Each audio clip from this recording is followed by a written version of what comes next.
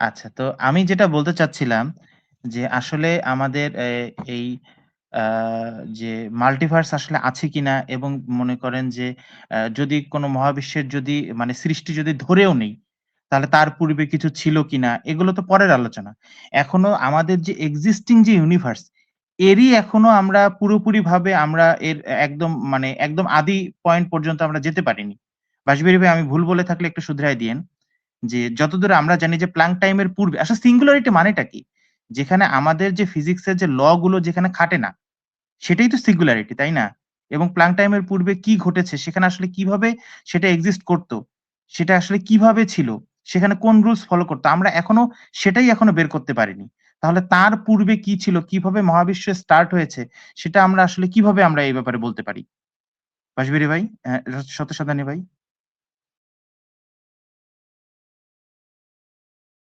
না, এ বিষয়ে কিছু বলা যেতে পারে না। হ্যাঁ, আমরা এখনো মনে করেন যে ওটা নিয়ে গবেষণা চলছে। তাই না? তো এমনটা তো না যে যখন বিগ ব্যাং হয়েছে, আমাদের সেখান থেকেই আমাদের যে মনে করেন যে সবকিছু শুরু। ইভেন যেটা বললাম যে প্লাঙ্ক টাইম এর পূর্বে যে আসলে কি ঘটেছে আমরা তো এখনো সেটাই এখনো জানি না। সেটা নিয়েই তো এখনো গবেষণা চলছে। সেটার অ্যান্সার গুলো পেলে হয়তোবা আরো নতুন, নতুন তথ্য আমরা জানতে পারি। তো সেটা না জেনে আমরা একবারে কি করে বলতে পারি যে হ্যাঁ, একজন ঈশ্বর আছেন তিনি সবকিছু করেছেন।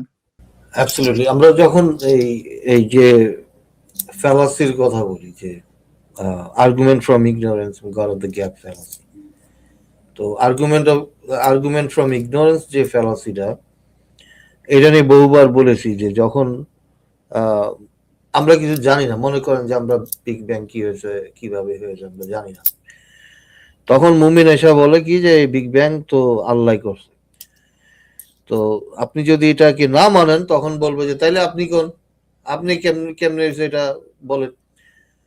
তো আমরা যদি না জানি, মনে করেন আমি জানি না কেমনে হয়েছে, তার মানে কি ওই মুমিন যেটা বলছে এটা সত্য হয়ে গেছে, বা তারটা সঠিক মানে মেনে নিতে বাধ্য? যেহেতু আমি জানি না, সেহেতু মুমিন যা বলছে তাই সঠিক। এই যে আর্গুমেন্টটা, এটা হচ্ছে আর্গুমেন্ট ফ্রম ইগনোরেন্স বা god of the gap fallacy. এই জিনিসটা তারা প্রতি ক্ষেত্রে করে। জি বলেন বাজবেরি ভাই। বলছি ওরা কিভাবে বলে যে বিগ ব্যাং যদি হয়ে থাকে সেটা আল্লাহ ঘটিয়েছে? কিভাবে বলে? কারণ তার ধর্মগ্রন্থে লেখা আছে তখন কিছুই ছিল না। তাহলে বিগ ব্যাংটা ঘটালো কিসের উপরে? হ বললে হয়ে গেছে। তারা তো ম্যাজিকে বিশ্বাস করে যে আরে আল্লাহ তখন যদি হ কিছুই বল। ছিল না, এই কথাটা কিন্তু একটা একটা মানে ইম্পসিবল একটা চিন্তা। সেটা হচ্ছে কি করে সে রাখলো কোথায়? এবং কিছুই ছিল না মানে কিছু, স্পেসটা তো ছিল নাকি? নাহলে সে মহাবিশ্বকে রাখলো কোথায়? হ্যাঁ, তো সবকিছু হ বলছে হয়ে গেছে, এটাই তাদের হ্যাঁ, argument। হয়ে সেটা থাকলো কোথায়? সেটা তো থাকতে হবে আগেই। তাহলে তখন কিছুই ছিল না, এই কথাটার অর্থটা কি? কিছুই ছিল না, হ্যাঁ। আহ, একদম এবং যেটাকে বলে। আমি কি একটা কথা বলতে পারি? অবশ্যই বলেন। আমার এখানে আওয়াজ আসলে ওই যে মিউট করিয়েন। এবং মজার বিষয় দেখেন যে যখন বলা হয় যে আ তিনি বলেছেন এবং হয়ে গিয়েছে। এবং তিনি একটা উদ্দেশ্য নিয়ে এই মহাবিশ্ব সৃষ্টি করেছেন। তিনি চেয়েছেন যে মহাবিশ্বটা যেন এরকম হয়। এই দেখেন এই চাওয়াটার জন্য আমাদের যে ইচ্ছাটা হবে, তার জন্য কিন্তু আমাদের কিছু পূর্ব অভিজ্ঞতা দরকার এবং সেই পূর্ব অভিজ্ঞতা সম্পন্ন একটা ব্রেইন দরকার আমাদের, মস্তিষ্ক দরকার। এই মস্তিষ্কের মধ্যে পূর্ব অভিজ্ঞতা থেকেই কিন্তু আমাদের মধ্যে ইচ্ছা আসে, আমাদের মধ্যে চাওয়া আসে। তো যদি তারা এটা বলে যে কোনো কিছুই ছিল না, তাহলে এই আমাদের মতো যে এই যে মস্তিষ্ক, এই মস্তিষ্ক সম্বলিত একটা সত্তা কোথা থেকে আসলো? আপনি খেয়াল হুম, করেন হ্যাঁ। হ্যাঁ, আমি এবং আরেকটা যদি দেখি হ্যাঁ, বলেন। আমি আরেকটা কথা আপনার সাথে অ্যাড করি না, আপনি শেষ করেন পরে আমি বলি। না, মূলত এটাই বলার ছিল এবং তাছাড়াও যদি তাদের কথা মেনে নেই যে এই মহাবিশ্ব আসলে খুব আ মানে আসলে সুসজ্জিতভাবে মানে কি মানে আমি বুঝতে পারছি না। যেখানে প্রতি মুহূর্তে আপনার সৃষ্টি এবং ধ্বংসের খেলা চলে। আসলে সৃষ্টি ধ্বংস বলতে আমি এখানে মেকিং বোঝাচ্ছি। অনেক কিছু আপনার মুহূর্তে তৈরি হচ্ছে, অনেক কিছু আপনার ধ্বংস হয়ে যাচ্ছে। এই চেঞ্জ প্রতি মুহূর্তে হয়ে যাচ্ছে। তো এটাকে সুসজ্জিত কিভাবে বলে আসলে আমার বুঝে আসে না। তারপরও যদি মেনে নেই যে এই সুসজ্জিত মহাবিশ্ব এটি আসলে কোনো সৃষ্টিকর্তা ছাড়া এটি সম্ভব না। তাহলে এই সুসজ্জিত মহাবিশ্ব সৃষ্টি মানে যিনি করেছেন, এত তীক্ষ্ণ মেধাসম্পন্ন একটা সত্তা কিভাবে সৃষ্টি ছাড়া তৈরি হলো? এটার তাহলে জবাবটা কি? হ্যাঁ, সত্যসন্ধানী ভাই। রাইট, তারা দাবি করে উনি এমনি এমনি সৃষ্টি হয়ে গেছে, কিন্তু মহাবিশ্বকে কাউকে সৃষ্টি করতে হয়েছে, এমনি এমনি হতে পারে না। আম, তো যিনি এই মহাবিশ্ব সৃষ্টি করেছেন তিনি তো আরো জটিল, আরো মানে তার ইয়ে, আহ, তাহলে সে যদি হতে পারে এমনি এমনি এবং ইটার্নাল হতে পারে, তাহলে মহাবিশ্ব কেন ইটার্নাল হতে পারে না এবং এমনি এমনি হতে পারে না? এটা লজিকে আসে না। আর আপনি এই যে চিন্তাশীল সত্তার কথা বললেন যে তার ইচ্ছা আছে, শুধু ইচ্ছা না, তার রাগ আছে, মানে মাঝে মধ্যে রেগে যায়, খুশি হয়, মাঝে মধ্যে তার আরস কেঁপে ওঠে, হ্যাঁ, মাঝে মধ্যে সে ধ্বংস করে দেয়, মানে এতই রাগ হয় যে সে একটা পুরা জাতিকে ধ্বংস করে দেয়, এইরকম, মানে ক্রোধান্বিত, মানে এইরকম তার রাগ, পুরো একটা মানে নূনবী সময় বন্যায় ডুবাই দিছে, সব মেরে বন্যা দিয়ে সবাই মেরে গেছে। তো এইরকম একটা মানে প্রলয় সৃষ্টিকারী একটা সত্তা তৈরি হয়ে গেছে, যে কিনা লন্ডভন্ড করে, খুশি হয়, রাগ হয়, তার ইচ্ছা জাগে। তো এই ধরনের তৈরি হয়েছে। আর আরেকটা বিষয় যে দেখেন, আল্লাহ মানুষকে সৃষ্টি করছে ইবাদতের জন্য, তাই না? আপনি সব জায়গায় পাবেন যে আল্লাহ কেন সৃষ্টি করছে মানুষ, কারণ আল্লাহ চাইছিল যে মানুষ আল্লাহর ইবাদত করবে, এটাই একমাত্র উদ্দেশ্য। এরপর শয়তানের সাথে ঝগড়া টগড়া করে শয়তানে কইলো যে মানে পুরাই গাঁজাঘুরি কাহিনী, যে শয়তান কইলো আমি তোর পথভ্রষ্ট করবো, আল্লাহ কইলো চ্যালেঞ্জ তোর সাথে, তারপর এই লাগলো যুদ্ধ, আল্লাহ শয়তানের যুদ্ধ। এটা তো পুরা রামায়ণের কাহিনী, হ্যাঁ, রামায়ণ মহাভারতের কাহিনী, এই যে যুদ্ধ যুদ্ধ যুদ্ধ, শয়তানে আল্লাহ যুদ্ধ। এখন এই সব এই কাহিনী তো সবই পৌরাণিক কাহিনী।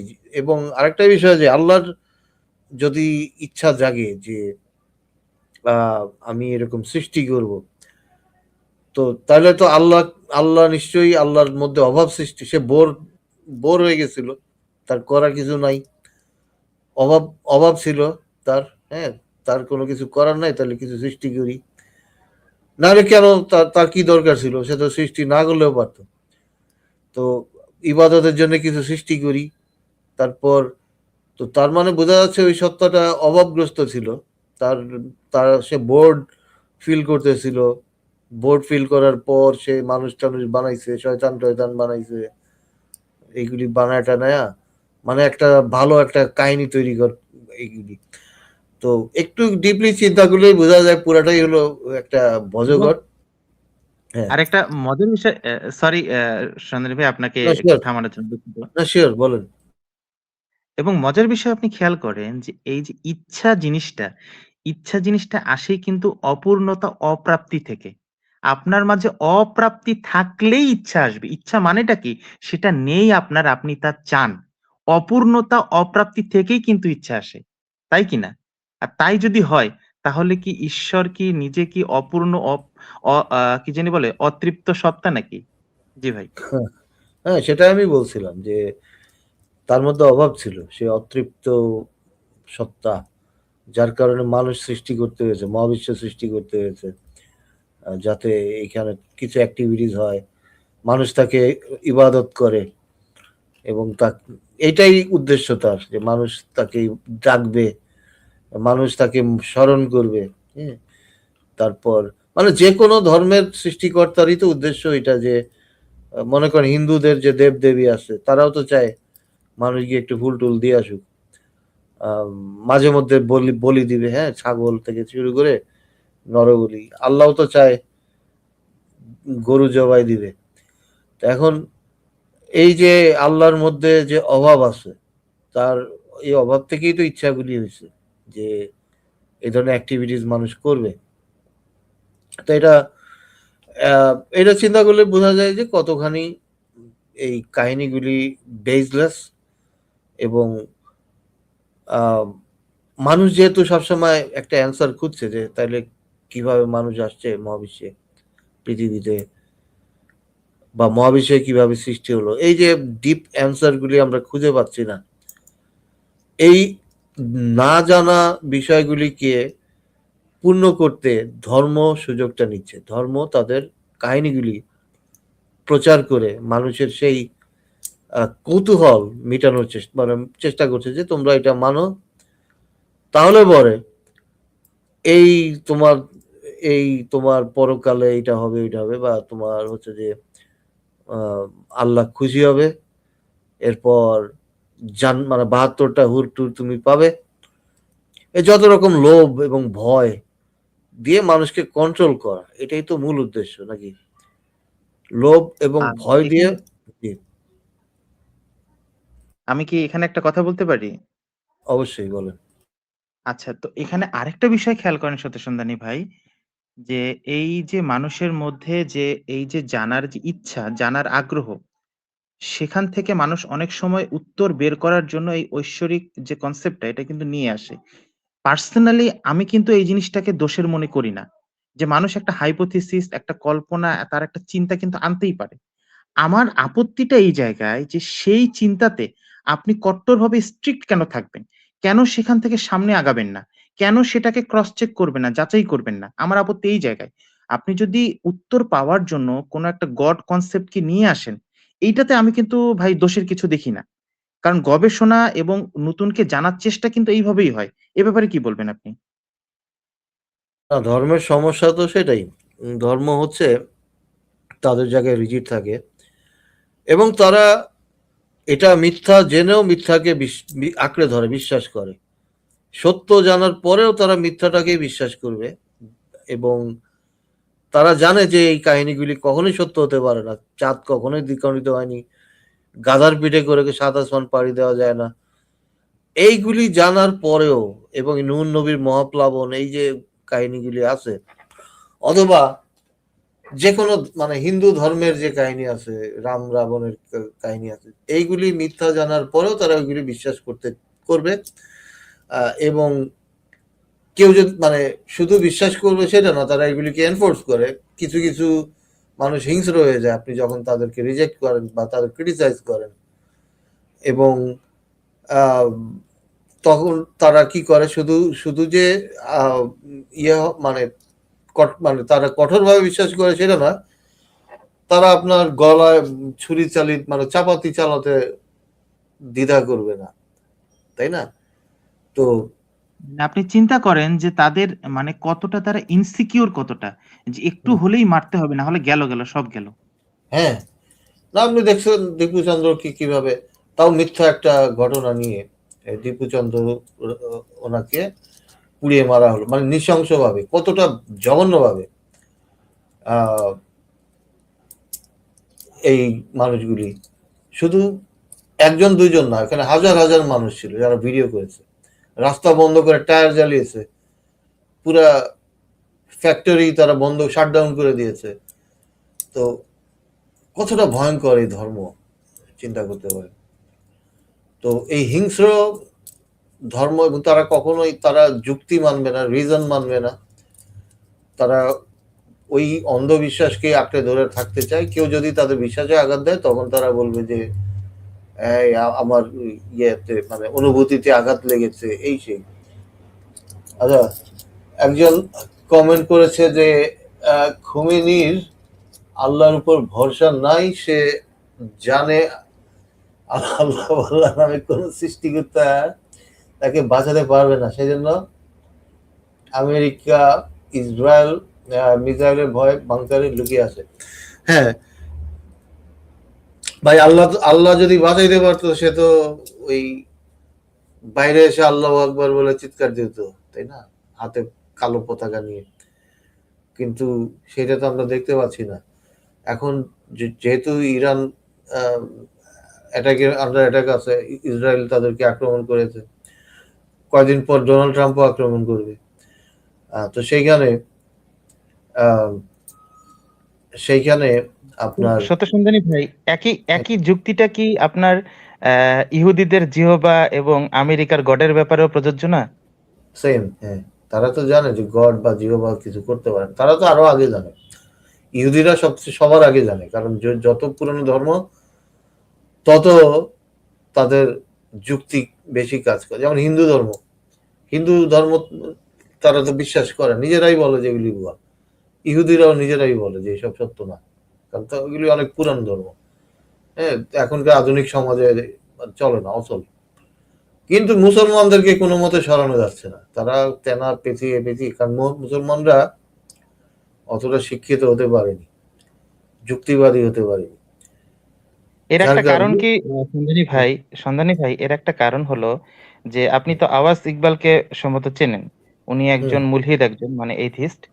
তার হুম কাছ থেকে আমি একবার শুনেছিলাম একটা কথা, যে এই যে ধর্মের যে মানে একদম কট্টর যে বিশ্বাসের অবস্থান, হুম এটি যে কোনো ধর্মের থাকে হচ্ছে গড়ে প্রায় ১৬০০ বছর ধরে।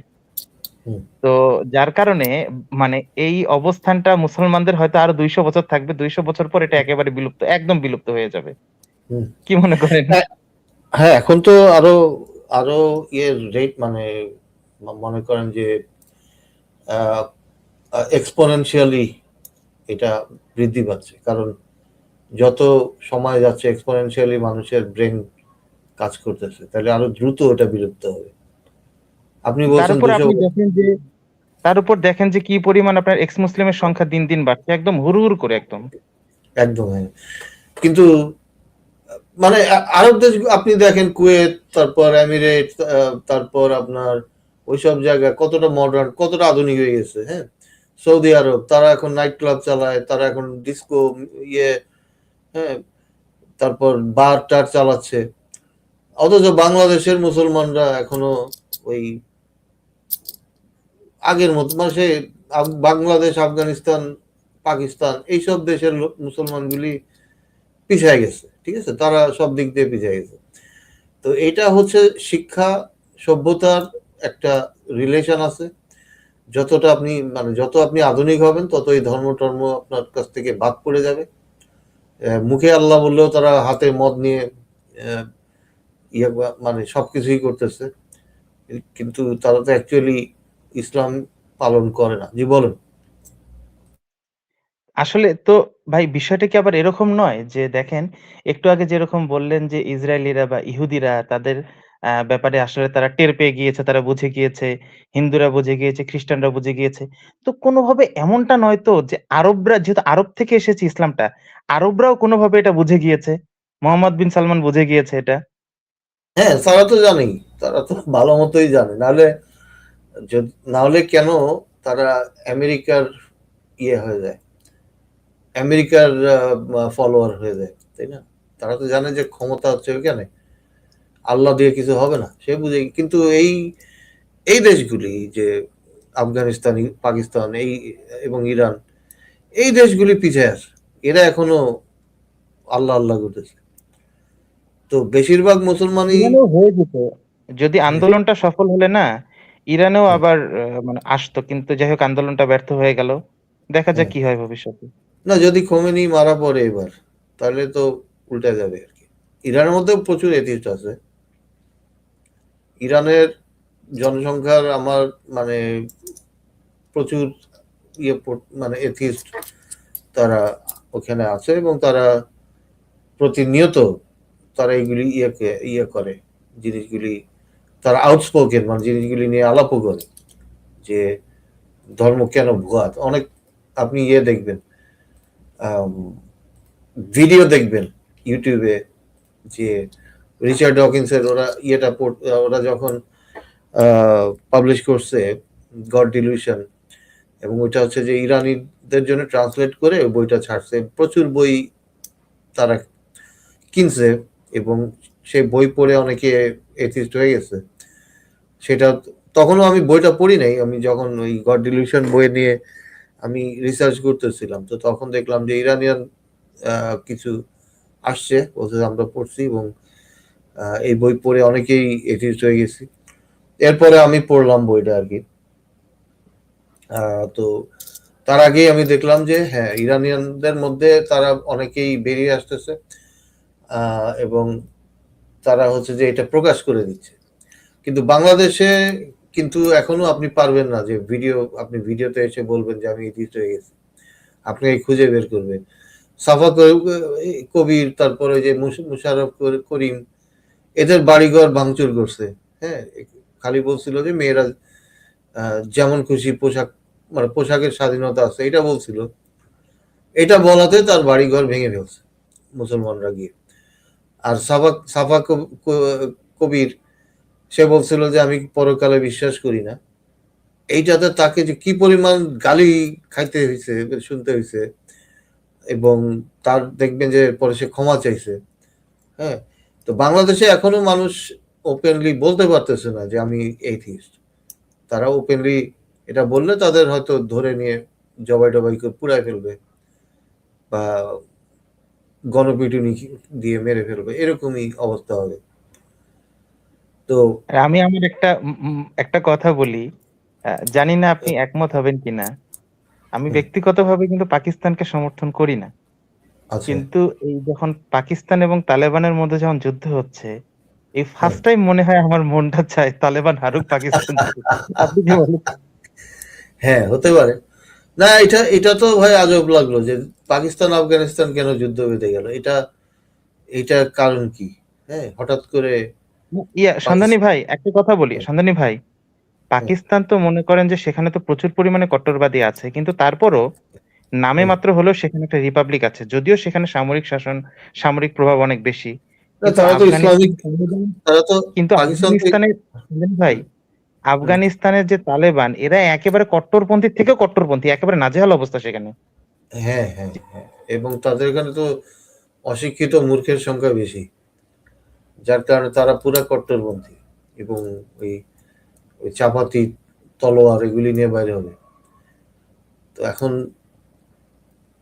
যত পিছিয়ে পড়া মুসলমান তত তারা হিংস্র এবং এই কোপাকুপি এগুলি করবে, বুঝতে পারছেন?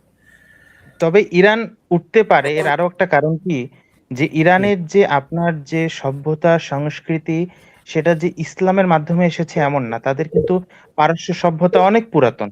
তাদের হুম, সংস্কৃতি, পারস্য সংস্কৃতি, তাদের নিজস্ব সংস্কৃতি আছে তাদের, এবং হুম, তাদের নিজস্ব চিন্তা ভাবনা আছে তাদের। এবং পারস্যের মধ্যে প্রচুর পরিমাণে আপনার মুক্তমনা এবং সেই পার্শ্বিক সংস্কৃতির ভাবনা চিন্তার লোক অনেক। আমরা তো এখানে বাঙালি সংস্কৃতিতে নিয়ে হয়তোবা কথা বলতে অনেকে ভয় পায়। কিন্তু পারস্যের মধ্যে কিন্তু এই ব্যাপারে কিন্তু মানে প্রচুর পরিমাণে মুক্তমনা এবং সংস্কৃতিমনা মানুষ আছে। এ ব্যাপারে কি বলবেন?